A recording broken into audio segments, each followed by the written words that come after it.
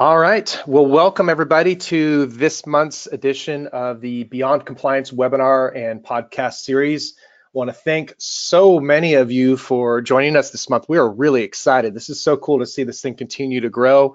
Although I've been giving our presenter a hard time because I think he's just kind of got this rock star following. But nevertheless, we got a great topic, great presenter, and you're really in for a treat this month. And my name is Brian Sharp with SafetyChain Software, and I'll be kind of guiding our webinar here along today.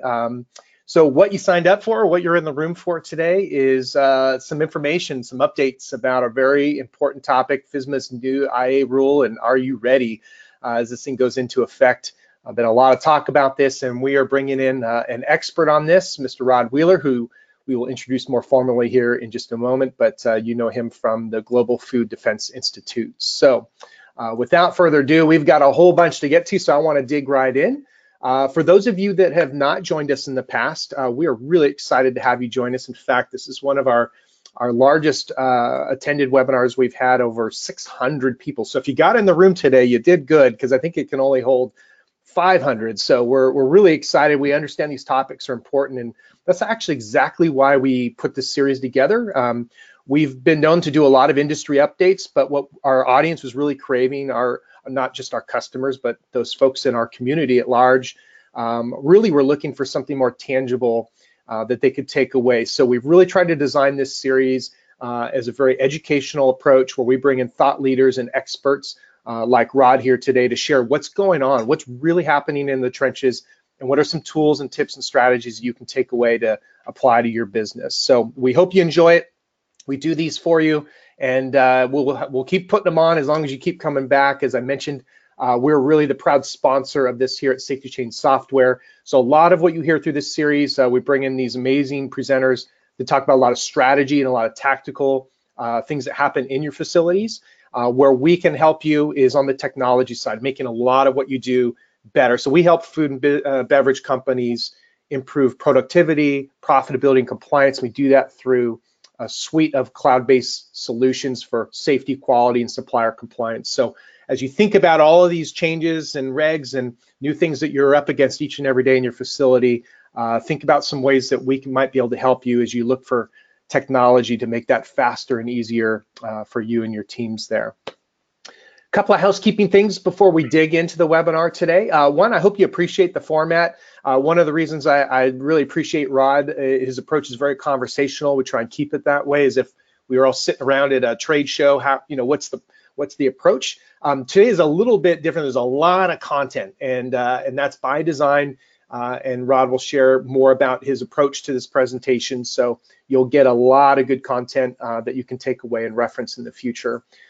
We do these for you. We want to encourage you to ask questions. We'll be monitoring those. Myself and my partner in crime, Ann, here, will be monitoring those behind the scenes and do our best to help you. If you have any audio issues or technical issues, please use the chat box, and we'll do our best to help you there. Usually the go-to move is to switch your audio from phone to web or web to phone, or just log out and log back in, and we'll do our best to help you if anything comes up there. But Q&A, we'll do our best. There's a lot of content. We want to make sure we get that all out. And Rod has been kind enough to offer to take any questions we're unable to get to in the Q&A at the end. We'll take those offline. So rest assured, we'll get you the answers.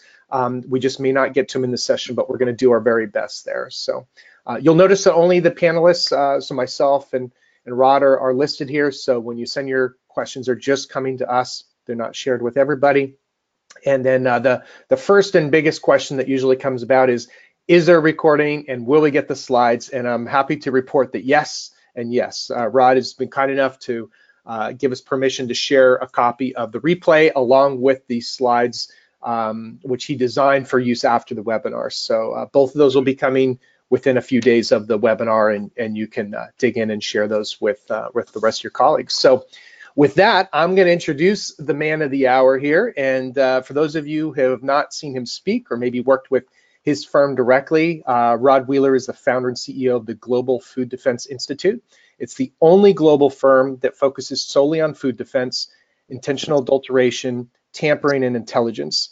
As a former crime analyst for the Fox News Channel and frequent guest on several national and international news outlets, He is the leading expert on food security, terrorism, and crime, and I think you're definitely going to see a lot of that come out here in this important topic here today. So with that, Rod, first of all, welcome, and we're really glad to have you back, returning guest here.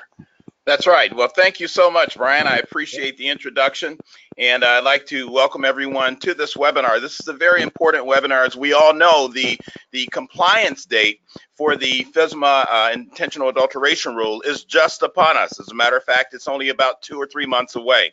So I think that's one of the reasons why we have almost 700 people, folks, on this webinar. And I think that's a good thing. And why is that? Because I think what that shows is that the food industry has really taken the Food Safety Modernization Act, and specifically the food defense elements of that, very seriously. And I see it on a day-to-day basis. I'm out in food plants almost every day of the year. And I'll tell you, I am really honored to be associated with all of you all on this call, because I can see the work that you're doing and the questions that I get. And at the end of the day, what does all of this mean? It means that we're all going to be a little bit more safer from those that would want to cause us harm. So we have a lot to unpack here. So let's get rolling with this information. We're going to talk the objectives of this webinar, and I like to keep all of my presentations, as many of you all know, very informal. I always start a presentation, though, by always acknowledging our law enforcement and our military folks, and I know we have a number of law enforcement people on the webinar. As a matter of fact, a few reached out to me earlier this week from some federal agencies and told me that they were going to be on the webinar listening, and I know we have a number of military people on the webinar, so I want to thank all of you all for your service. You know, our military and our law enforcement people, they do a great job. But you know what, folks? They depend on each and every one of us to participate. Those are our partners.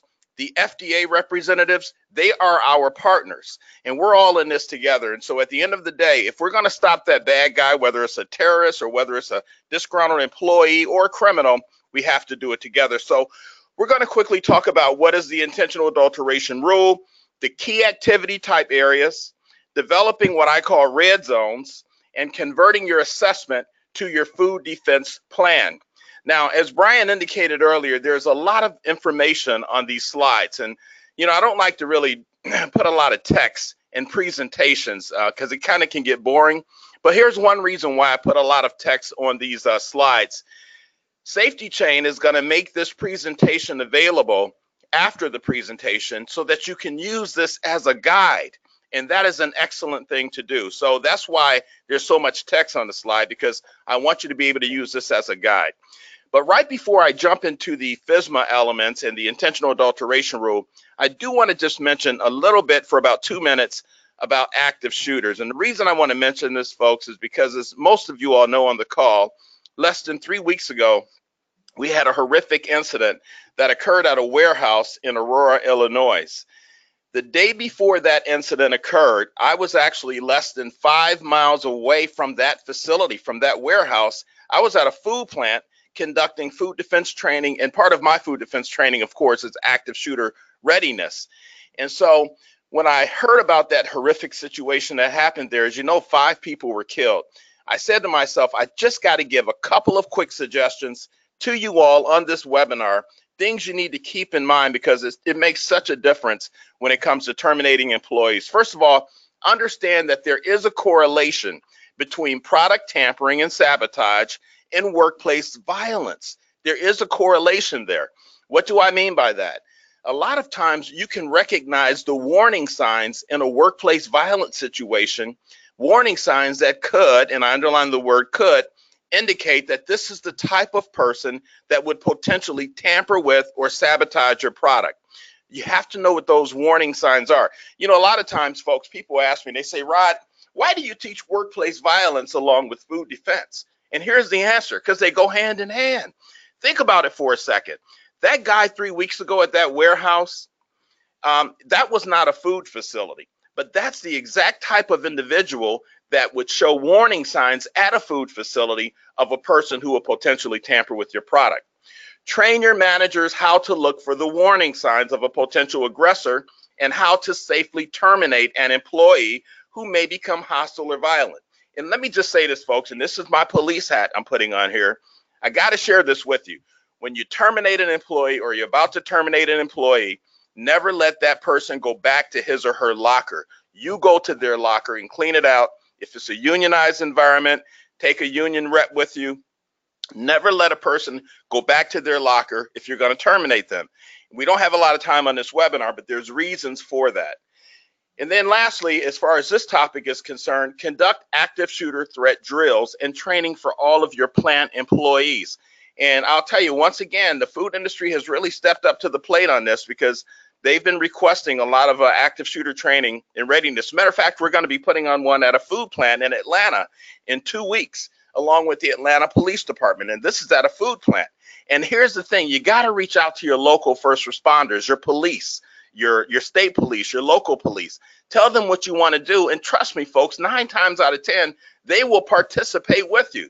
When I called the Atlanta police a couple of weeks ago and told them about this, they were gratified that I reached out, and they're excited to send, I think they're going to send about 7 officers to the training at the food plant.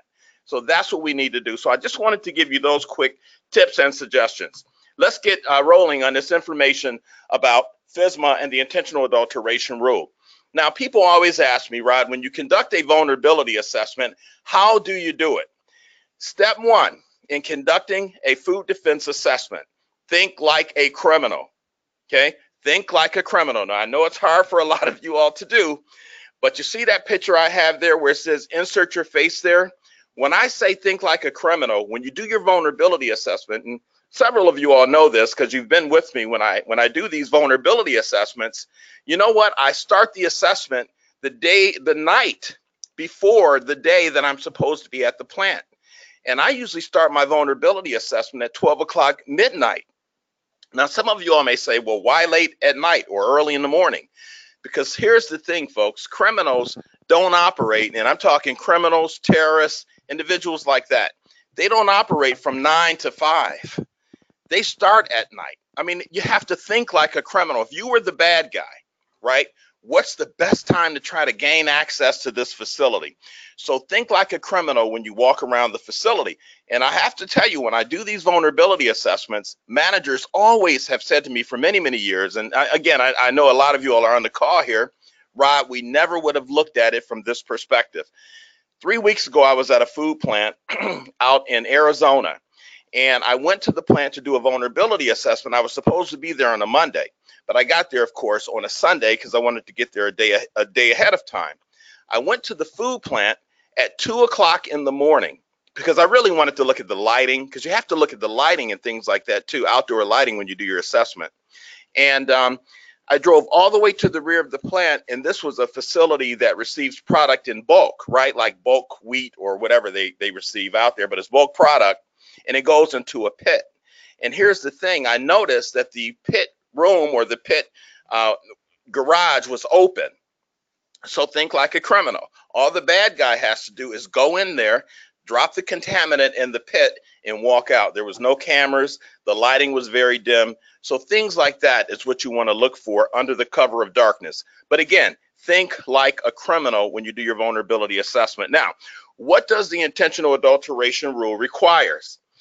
First of all, according to the FBI, external threats, violent extremists, and terrorists considers America's agriculture and food production tempting targets.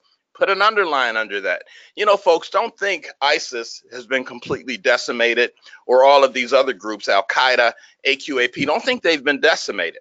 Why? Because that's an ideology. It's not just a group of people, you know, living on an island somewhere that believe in this. That's an ideology. So we in law enforcement and our military, we know that that ideology still exists.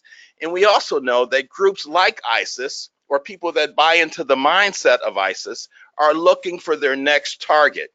But what target will they go after? I can tell you right now, and I know a lot about how terrorists think. They go after the soft target. So let me ask all 700 of you all one quick question on this webinar, and I want you to answer it. Is your facility a soft target or a hard target? I can tell you right now, a terrorist, a disgruntled employee, a criminal, they're going to look for the soft target. That facility that they can get into, maybe come in as a contractor, come in as a temporary worker, and they're going to try to make it to your bulk ingredients. And that's why the FDA focuses on those key activity types, in which I'm about to talk about. They're going to try to make it to those areas, and that's where they're going to try to put the contaminant. Insider threats, disgruntled employees, contractors, or visitors. And these are just two quick examples, the images you see on your screen now, of recent incidents that has occurred. You all familiar with the strawberry situation that happened over in another country. That could have easily happened here. In the other picture, you have a disgruntled employee urinating on a production line. So these are the kind of things that we have to guard against. But again, with each one of these cases, including that strawberry case, there's always warning signs. And you know what, maybe another webinar in the future, I'll just put on and I'll just strictly talk about the warning signs. And what we do is I look at each one of these tampering cases and I do a history, a previous history of that individual that's been accused or convicted of doing these types of cases. And what you will find is similarities amongst all of these individuals. But the one thing you'll find is that there's always warning signs. Food defense focuses on protecting the food supply from intentional contamination. Now, FDA focuses on three primary forms of intentional adulteration: acts of terrorism against the food and ag supply, disgruntled employees, and economically motivated adulteration. And we know that as food fraud. Now, the FDA also talks about actionable process steps. And I know we only have an hour, so I'm going to go through this pretty quickly. So take very good notes. And again, this presentation will be available for you in the future. What are actionable process steps? A point, step, or procedure in a food process in which food defense measures can be applied and are essential to prevent or eliminate a significant vulnerability or reduce that vulnerability to an acceptable level. It's site-specific and it's identified by the vulnerability assessment. Now, you know what I typically teach people that attend my course? I tell them, food safety people, I always tell them, think of HACCP, okay? To me, HACCP, when you think about HACCP, that's the best way to try to understand an actionable process step. Because when we talk about HACCP, we're talking about critical control points in a process, right? So you want to do the exact same thing when you do a vulnerability assessment for food defense, but we're calling it an actionable process step, okay, instead of a critical control point. Now, here's a good question that I'll ask all 700 of you all right now. Could an actionable process step be a critical control point? Excellent question. The answer is yes. So if that's the case, what security measures, not food safety measures, you're going to have food safety measures anyway at your critical control points, but what food defense security measures also would you add at that actionable process step? The rule requirements for food facilities. Here's what you got to do. And this is why I say you can really do your vulnerability assessment and your food defense plan in 2 days. You really can. And I'm going to show you how to do that. Prepare and implement a written food defense plan. Now, here's the thing, folks, and I want to slow down a little bit here because this is so important. Your food defense plan is obviously a written document, but carrying out that plan, working that plan is really where your security comes in. So in other words, don't say, oh, we have a food defense plan. It's on a shelf in a binder collecting dust. You don't have a food defense plan. It may be a document there, but here's the question. Are you working? Are you living that document? The things that's in that food defense plan, are you actually doing? And see, that's what the FDA is going to be looking at. They just don't want to see a binder that says food defense plan complete. They want to see, do you have security measures in place? Do you have the ability to respond to potential security issues and sabotage issues? Conduct a security vulnerability and risk assessment. Provide security awareness training for your employees. Now, supervisors and managers, according to the rule, specifically need to be trained on food defense measures if they're going to be working around these actionable process steps. But I'm going to take it a step further right here. Don't stop at your supervisors and managers. All of your employees, including your frontline workers, folks, we only have an hour, so I can't tell you all these stories, but I got a story that goes with that. why the frontline worker is critical, even more critical sometimes, I think, than that supervisor, because it's going to be that frontline worker that's going to see something or see someone in an area where they don't belong and stop that person. So your frontline workers should be given security training or food defense training as well. That training needs to be engaging. And then develop actionable process steps, mitigation strategies for monitoring, corrective actions, and verification. Now, the FDA's mitigation strategies database. Because we are limited on time, just know that you can go to this link. If you just Google FDA mitigation strategies database, it will take you to their website, on the FDA's website, right? And what it will give you, and it'll show you various types of activities that go on in different types of food plants. And then you click on the activity, and then you can actually drill down where it will make recommendations in terms of things that you can do to mitigate or reduce the risk. So I highly encourage you to go to the Mitigation Strategies website. You'll get some very good ideas. I've been all through that website a zillion times. I refer my customers to it because it can be very helpful if you don't know exactly what mitigation strategy you should use at a particular place. Now, a couple of more things about the IA rule. It was written into law January of 2011, full compliance by second quarter, July of 2019. Prevention, it focuses on prevention, increased inspections by the FDA and third-party auditors, import of food safety, the security of that, enhanced partnerships, and there's a concern about food that presents a serious threat or serious adverse health consequences or death to humans or animals. So it would be a SACOTA event, which of course, as we all know, corresponds to a Class 1 recall. So 4 things, underline this and write this down. This is important because you have to show this. And again, I keep saying for the FDA, but at the end of the day, you're going to be safe as well. And that's really the goal. You know, we do food defense plans, not just so that we can say we comply. We do food defense plan and training and practice these plans so we can say, hey, we're safe, so that when that bad guy decides he wants to come into our facility, we'll be ready for him. Monitoring. Establish and implement procedures that monitors your mitigation strategies. Corrective actions. The response if mitigation strategies are not properly mitigated or implemented. Verification. Ensure that monitoring is being conducted and appropriate decisions about corrective actions are being made. So verify the things that you have in place.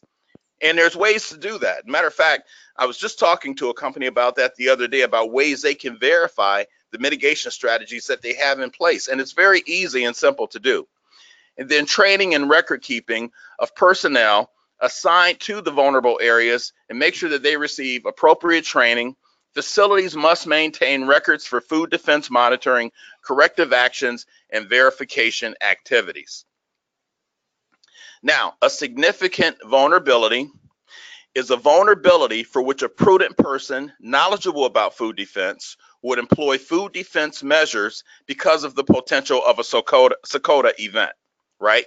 This can occur at any particular point in the process. Again, think back to HACCP that I was just talking about. And the FDA says a hazard that is reasonably likely to occur. Let me give you a quick example of a significant vulnerability or an area where you may have a significant vulnerability. And the reason I'm giving you this example is because I was just at a plant a few weeks ago, and it was a facility that processes, it was a flour processing facility. And there was one area, their bagging area, right, that they didn't have any cameras, and they didn't really have any security measures in terms of restrictions as to who could go into that area. So when I do vulnerability assessments, I walk around with 3 or 4 managers, right?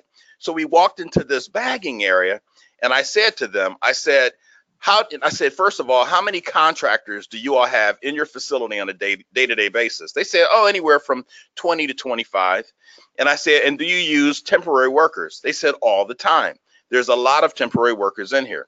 Then my question was this: who all has access to this bagging room or this bagging area? They said everybody has access. Once you're in the building, you're in. I said, okay, so let's put on Osama bin Laden's hat. Or let's put on the Sarnea brothers. Remember the Sarnea brothers, the Boston bombers? Let's put on their hat. If I wanted to harm your product, because I asked them, I said, how many Americans will come in contact with an ingredient from this facility, and more specifically, an ingredient that has come through this room over the next 30 days? You know what their answer was? Millions. Okay, great, fair enough. If I'm the bad guy, Osama bin Laden and his type, right, that mindset, this is the room I need to hit. Because think about it. You could get into this room, put a contaminant into one of these large vacs. Once the ingredients goes through this machinery, it goes directly to the packaging, to bags. That's why they call it their bagging room. And it's sealed. No more testing.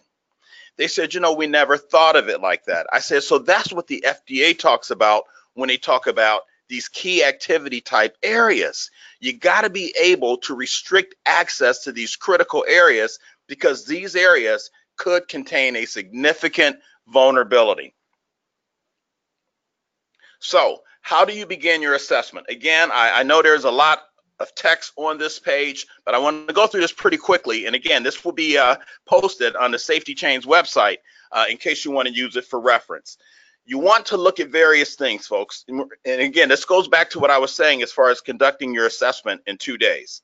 Look at your video, your CCTV. Where do you have video cameras placed? Now, that's a question that a lot of managers always ask me, Rod, how many cameras are enough cameras for our foods facility? Now, the FDA does not say you need to have 20 cameras or you got to have 30 cameras. They're not that prescriptive. What they say is that you should have proper monitoring that's reasonable, and that could even be peer monitoring, right? Or some type of surveillance. Now we're talking cameras. Folks, if you only had a budget for 16 cameras, right? Just 16 cameras, I can tell you exactly where you need to put those cameras. Why? Because we know where a terrorist or a disgruntled employee 9 times out of 10 will try to strike. So you don't have to run out and buy 200 cameras. If you can, great. If you have that in your budget, great. But my point is, make sure wherever you place your cameras, you ask an expert, because they'll tell you where you need to put those cameras. Signage is very important. You definitely write this down, folks. You want to have no trespassing signs at all the entryways to your facility and onto your grounds. Now, you might say, why do we need to have no trespassing signs? Again, we don't have a lot of time, but if you attend the course, we talk about this pretty extensively, but the police can take action. The police can take further action if somebody's on your grounds unlawfully, and let's say you call the police, right? The first thing the dispatcher is going to ask you is, do you have no trespassing signs up? And if you say no, she or he is going to say, well, we'll send someone out, but it's not a lot we can do, because they operate based on that sign. So make sure you have signage up. I talked a little bit about lighting, very important. Locks, lockers, key control, alarm system testing, contractor screening, all of these areas that's on this slide, very important, very critical. Here's another critical one, visitor control, okay? Do you have a visitor's log? Now, if I were to ask all 700 of you all on this call, do you have a visitor's log at your facility? I suspect 80% would say, yes, we have a visitor's log. So let me ask you this question. Do you check the identification of visitors? Or do you just take their word for it that they are who they say they are? We need to check the identification of all persons entering into our facilities. In 2019, it's not unusual to be asked to see ID to enter into a critical area. Think of it like this, folks. If you worked in any other industry or infrastructure in the United States, let's say the cellular industry, the airline industry, everyone asks for identification. Why don't we ask for identification of people coming into our plants? The other reason it's important to ask for identification is because, let's say, for example, something happens at your facility to your product, and you were to call the police, or you call an investigator like myself. My first question for you as an investigator is going to be, can you give me a listing of everyone that was in your facility between X and Y dates? And if you say no, then, you know, that kind of hinders the investigation. So getting that ID is important. I'll tell you another area that's critical, and I'm sure a lot of you all on the call will agree with this, but you know where we have a huge vulnerability in the food industry? Our truck drivers, trucking, cargo. half the times we don't know who the truck drivers are. An individual shows up at your facility, they have a truck, they have that manifest number or that bill of lading number, and into their trucks, your product goes. But let's say your truck, and this has happened, folks, let's say that truck doesn't end up where it's supposed to end up and it's lost or that truck is stolen. What can law enforcement use to investigate that? What information would they have? So we really need to start thinking about that long and hard as an industry in terms of better ways to identify truck drivers if they're not employees of our company. Other things you want to be concerned about, again, we're talking about your vulnerability assessment here, your emergency evacuation procedures, bomb threat procedures, emergency crisis planning, active shooter response, and then workplace violence response. So, what personnel should be involved in conducting the assessment? Good question. Key staff members on all shifts. Your vulnerability assessment should not just be left to the one QA manager to do or the one sanitation supervisor to do. Several managers should be involved in that process of conducting the assessment. That's why I said earlier, when I do vulnerability assessments, I try to encourage as many members of management that's available to walk around the facility with me. Why? Because you're going to get a report granted at the end of the assessment. But you know what, folks? It makes a difference when they see the vulnerabilities. Because if they don't see the vulnerabilities, it doesn't have the same effect. So you should have as many staff members as possible walk around with you when you do your assessment. Observe the facility functioning at various hours, covering all shifts. This includes nighttime observation. I can't stress that enough. You know, since FSMA has become a law, everybody is an expert now in food defense, if you haven't noticed. But one thing I always tell managers is when they have somebody that comes out and says, I want to do a vulnerability assessment at your plant, two things you want to ask them, folks. Number one, observe whether or not they do part of that assessment under the cover of darkness. That is so important. Crime happens at night, not from 9 to 5, not only from 9 to 5. The second thing you want to ask that person that's conducting that assessment is you want to notice whether or not they ask you about the surrounding buildings to your facility. And I always do that. I always say, what's that building over there? What's that building back there?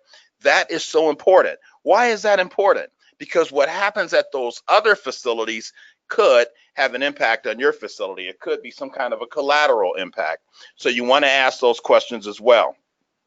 Interviewing and establishing relations with local, state, and federal law enforcement and regulatory agencies.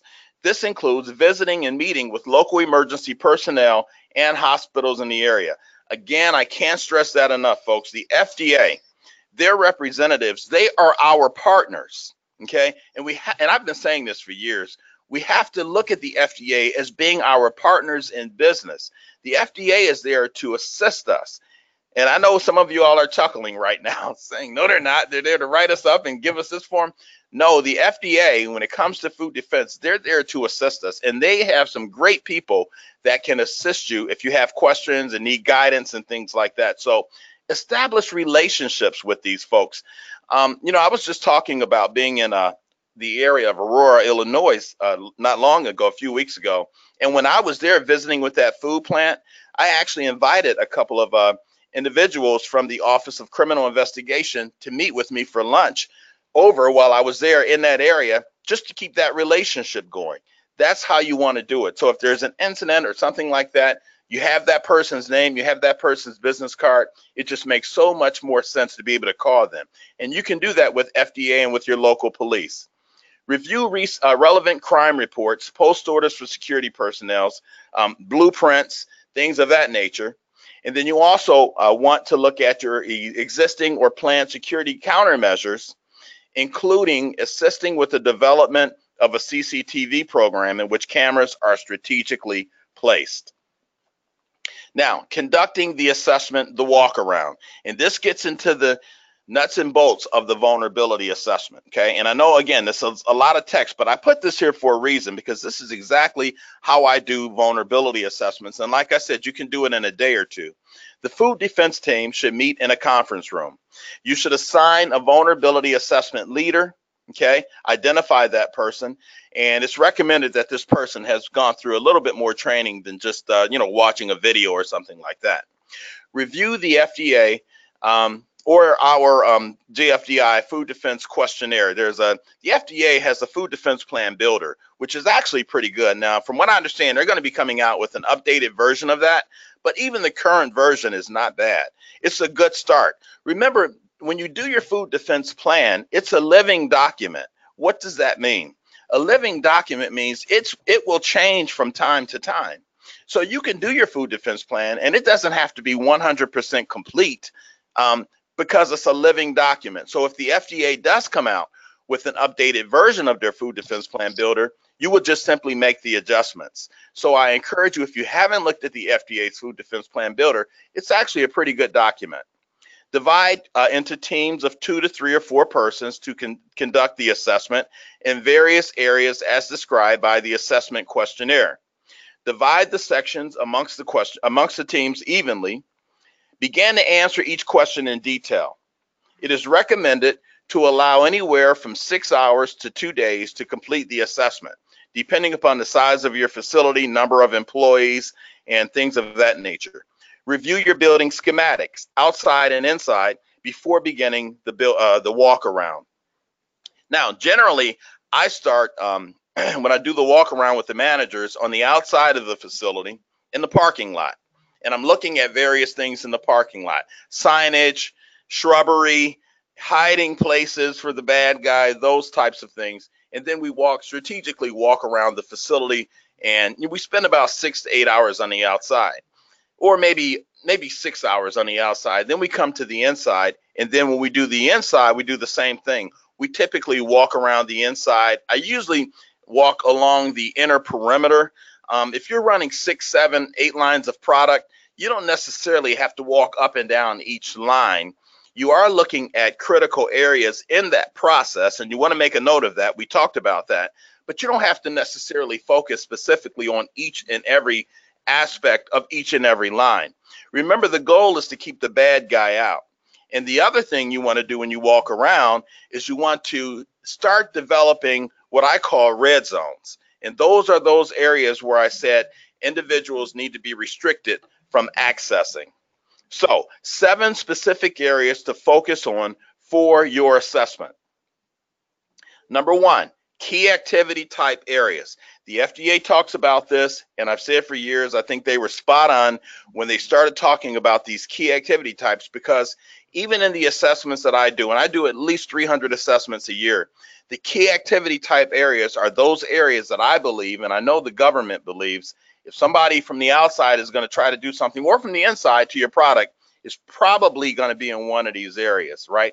So this is critical. And here's what you want to look at: accessibility or ease of access to these areas. What do you mean by that, Rod? Here's what I mean. How difficult or how easy could it be for someone with ill intent to gain access to these key activity type areas? The second thing you want to look at: vulnerability of contamination or interference of the process or ingredients of the activity type. How vulnerable are those ingredients that's going to be used in that key activity type? And then the third thing you want to look at is criticality of harm to persons, assets, or brand if that key activity type is intentionally compromised. So basically what that's saying is, how bad could a situation be if someone were to access that key activity type area? Now, what are the 4 key activity types? I'm going to go through this pretty quickly because I know you all know what they are. Bulk liquid receiving and holding. Critical area. Okay, this is the area where bulk liquid is received and unloaded from an inbound conveyance of some type, or loaded on an outbound conveyance. Now, if you don't know what to do in your area as far as bulk liquid receiving and holding, as far as security measures, what do?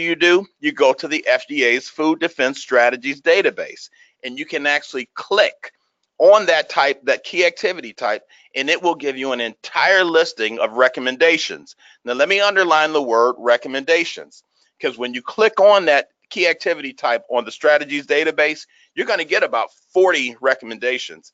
And the FDA isn't saying you got to do every one of these things. They're giving you general ideas basically recommendations, things you can do to mitigate or reduce the risk in that particular area.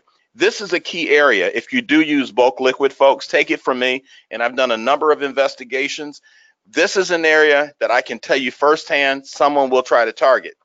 If you're receiving bulk liquid on the outside, my recommendation, it should be under CCTV surveillance, monitored by CCTV. Now, people always ask, does that mean that we have to have someone watching that camera the whole time? The answer is no.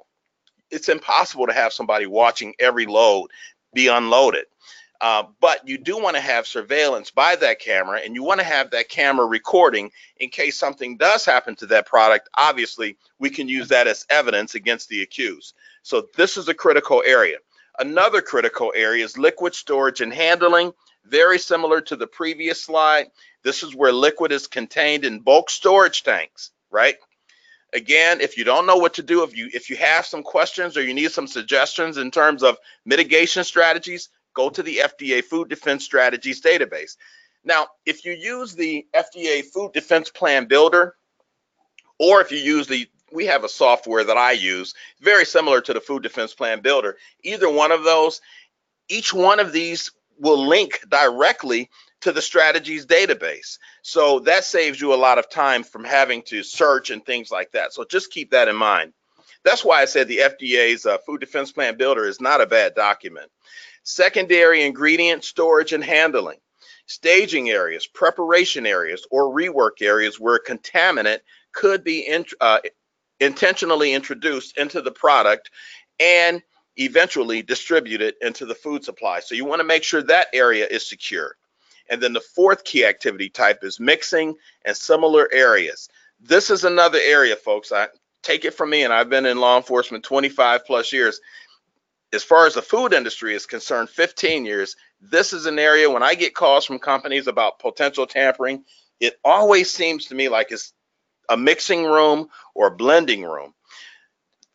Just 3 weeks ago, I got a call from a company in Florida where someone was throwing tacks. They've had 4 incidents. Someone's throwing tacks over into the finished product. Where is it happening at? The blending room, of course.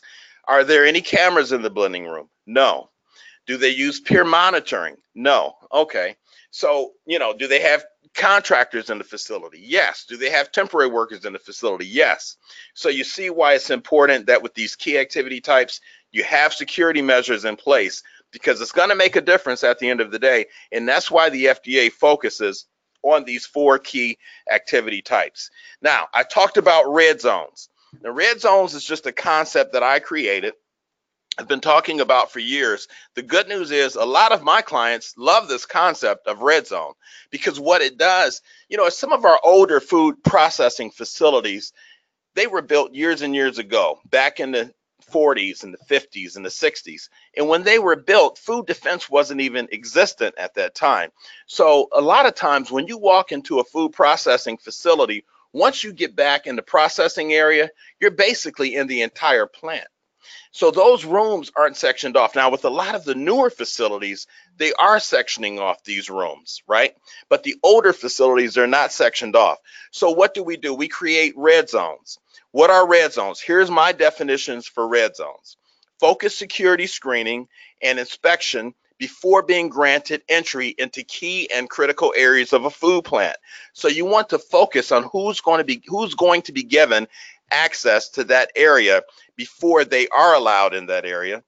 Increased vetting of employees who will be working in the key and critical areas of a plant as identified by the vulnerability assessment.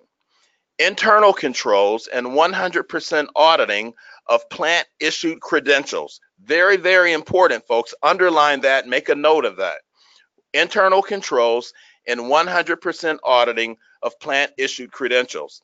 Risk-based food defense for high-risk products.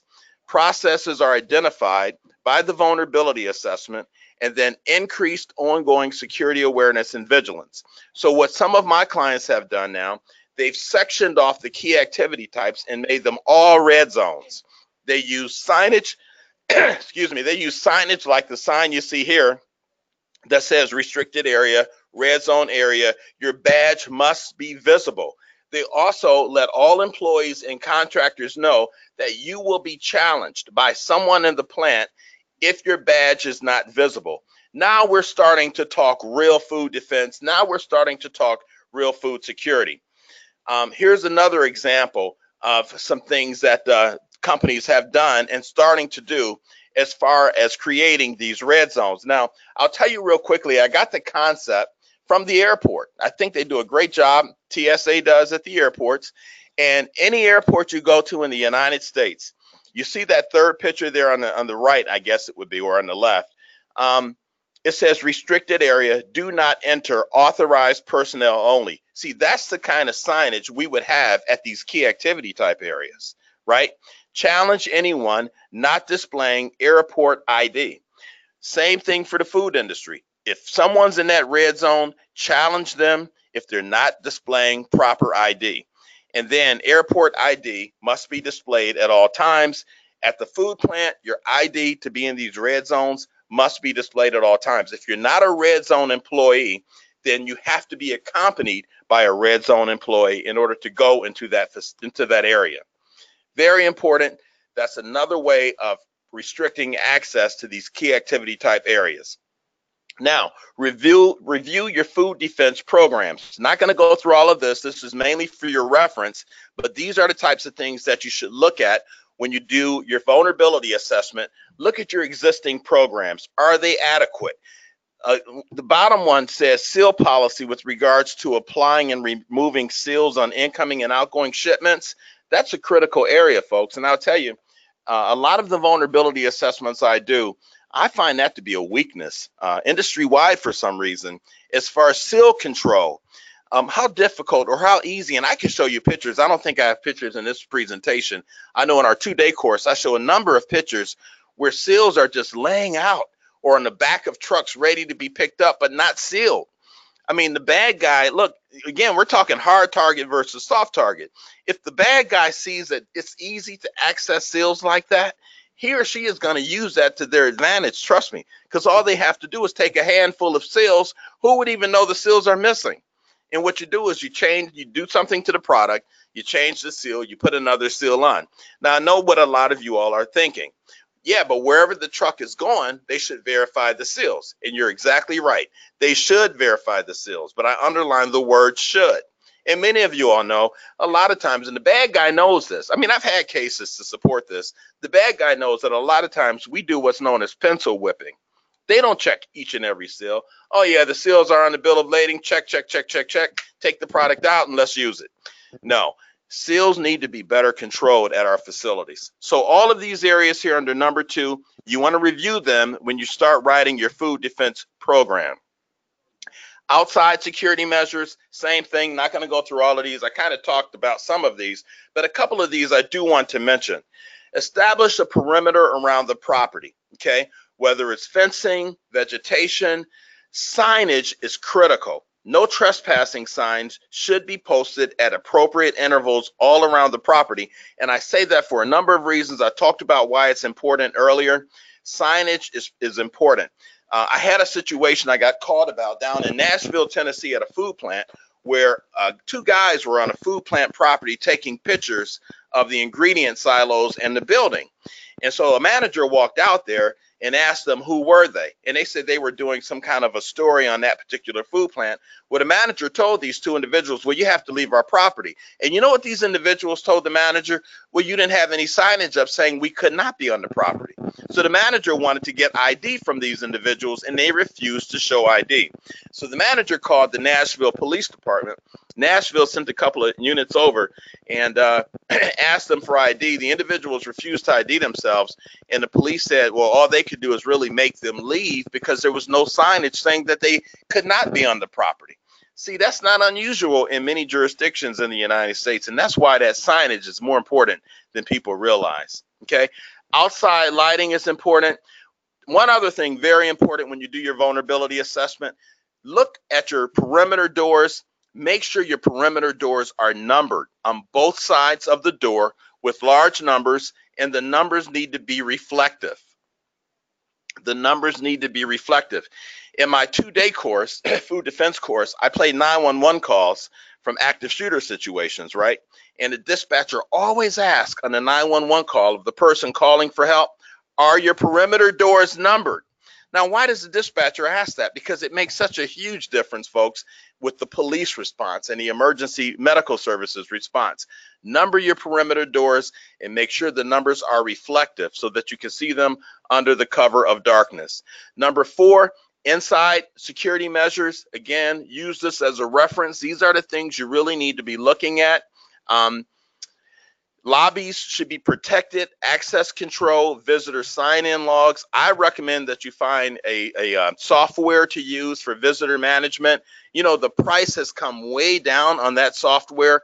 So look around, and if you need recommendations, you can reach out to me. But the price has come down on that software. There's a couple of companies that I've recently been working with, and they got that visitor management software very inexpensive, and it's great. I mean, they get emails and text messages when people check in.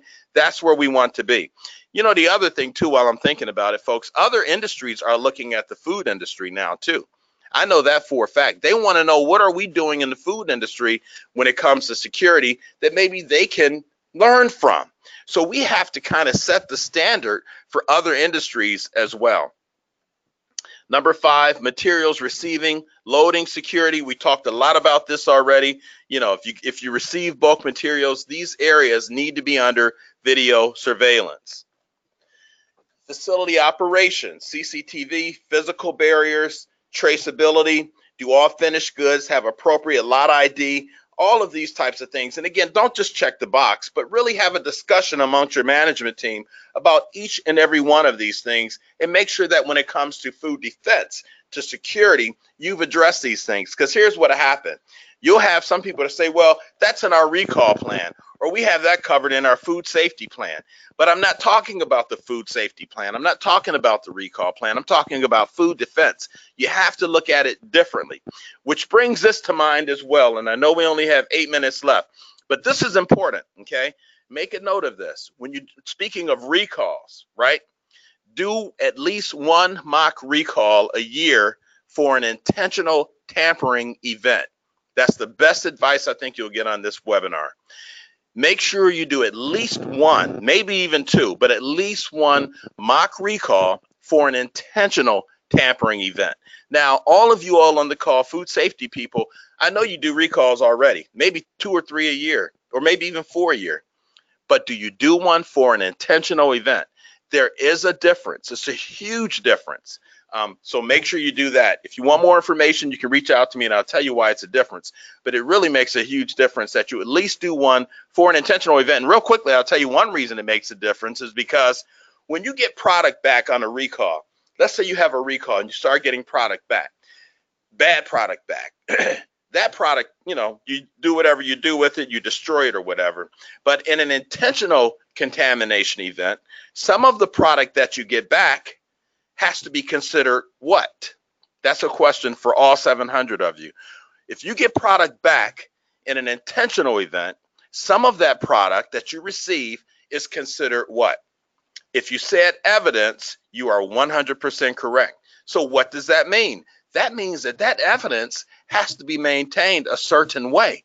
Because see, once we identify the bad guy, and I got a story that goes along with this. Don't have time to share the story with you now, but we had a case thrown out of the grand jury, a tampering case thrown out of the grand jury because of how the evidence was maintained. The integrity of the evidence was not maintained by the food plant when they got it back. So the argument of the accused was that anybody could have tampered with this after they got it back, which was a valid argument, and the grand jury tossed the case out. Very important. That's why I say at least do one mock recall for an intentional event. Number 7, shipping, product storage. Talked a little bit about this. Again, use this as reference. Mail handling, okay? Make sure your receptionist is trained on how to handle suspicious telephone calls, how to handle suspicious parcels. We're seeing in this country, in the United States, an increase of suspicious packages and things like that for some reason or another right now. But your mail handling person, whoever your office person, they need to be trained as to what to look for when it comes to suspicious packages and things like that, and bomb threats. And that's why in our 2-day course we teach, obviously, bomb threats. So completing your food defense plan, with the last 5 minutes, I want to share this with you. Once you do your vulnerability assessment, there's information, and it's easy. There's information that you need to add to your vulnerability assessment to make it a food defense plan. Again, you can use the FDA's Food Defense Plan Builder. It's an excellent document. Or you can use the document that we have. I call it READY. That's what I call it, our READY plan. And so all it is just adding additional material, okay? Your emergency contact list. You add this to your vulnerability assessment. Supplier emergency contact information, building schematics, local government contacts, police, fire, EMS, Department of Health, etc. You add all of that information to your vulnerability assessment in an organized fashion. The FDA Food Defense Plan Builder will do that for you. Same thing with our plan, and I don't want to, sound like I'm selling this plan or anything like that. I'll give it to you for free if you really want it. But at the end of the day, because I want you to be safe, and that's all that really matters. But at the end of the day, folks, make sure that your vulnerability assessment, you address all of these issues that it asks you to address.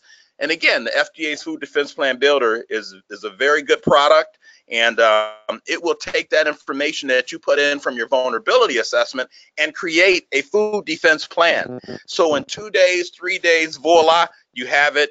It's a done deal. That's all you got to do. So as I conclude here, I just want to reiterate a couple of things for you, and then I'll take a couple of questions if we have time. Number one, you have to do your vulnerability assessment. That's step one. Now, you can do your own vulnerability assessment, as I've explained here. There's nothing wrong with you doing your own vulnerability assessment. Or I always recommend, other security experts recommend, you have someone from the outside come in and maybe do an assessment, your first assessment for you. That's important, folks, and don't take my word for it. Ask some of your colleagues that you know, because what happens is I tend to point out things that you ordinarily would not see. There's a number of other organizations that do vulnerability assessments. You can Google them and find out. I can tell you AIB does vulnerability assessments, and they're actually pretty good as well. So there's a number of other companies out there that do vulnerability assessments that can assist you. You can use us or anyone else. Then, after you do your assessment, you have to do training for your employees, supervisors, managers, and like I said, your frontline workers are key. Train your frontline workers as to what to do and how to be a part of your food defense team, and then write your food defense plan. So if you do those three things, then you should be good to go when it comes to the Food Safety Modernization Act and with complying. Develop red zones. So red zones really will help you a lot. You'll see that once you start developing them. I have one client that has 26 plants, and they've developed red zones in all of their plants, and they say it works like a charm. They do have some cameras. They do use peer monitoring, but for the most part, the red zones keep those individuals out of those restricted areas that they don't belong in. So I want to conclude with just one quick story. I got to share a story with you, right? I was at this one plant recently in Indiantown, Florida, and we did employee awareness training for all the employees. And what this story does, it illustrates the importance of your frontline workers being a part of this.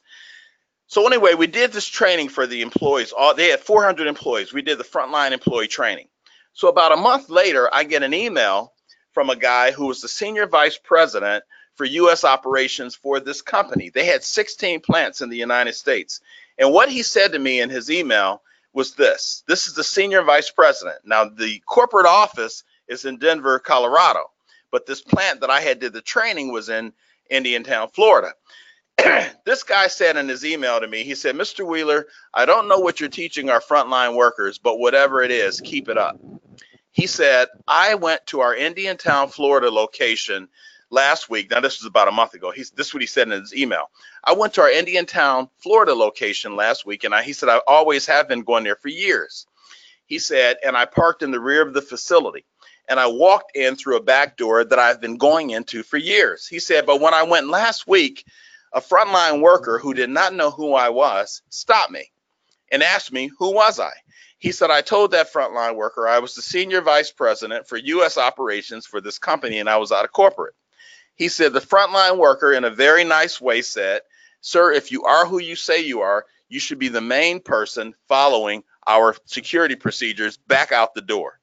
He said the employee escorted him out the door. He's very nice about it.